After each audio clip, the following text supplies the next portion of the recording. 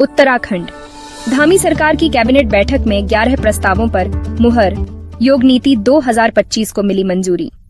देहरादून, 28 मई 2025 उत्तराखंड की राजधानी देहरादून में आज मुख्यमंत्री पुष्कर सिंह धामी की अध्यक्षता में आयोजित कैबिनेट बैठक में कई अहम फैसलों पर चर्चा हुई। इस बैठक में कुल 11 प्रस्तावों पर मुहर लगाई गई, जिसमें राज्य की पहली योग नीति 2025 को मंजूरी देना सबसे महत्वपूर्ण रहा।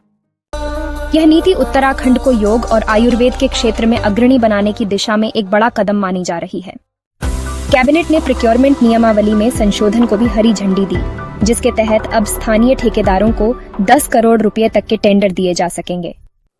इससे स्थानीय व्यवसायियों को बढ़ावा मिलेगा और राज्य में आर्थिक विकास को गति मिलेगी।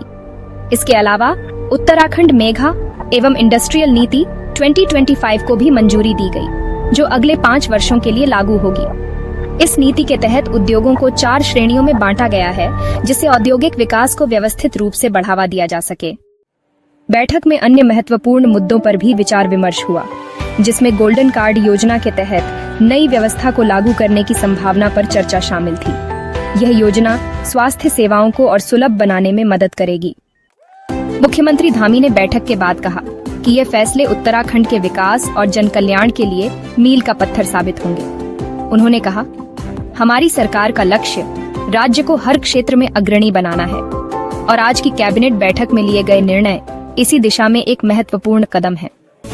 बैठक में कई मंत्रियों और अधिकारियों ने हिस्सा लिया, जिसमें मंत्री सुबोध उनियाल भी शामिल थे। यह बैठक सचिवालय में आयोजित की गई, जहां नीतिगत मामलों पर गहन विचार विमर्श हुआ। उत्तराखंड सरकार की इस कैबिनेट बैठक को लेकर जनता और विशेषज्ञों में सकारात्मक प्रतिक्रिया देखने को मिल रही है।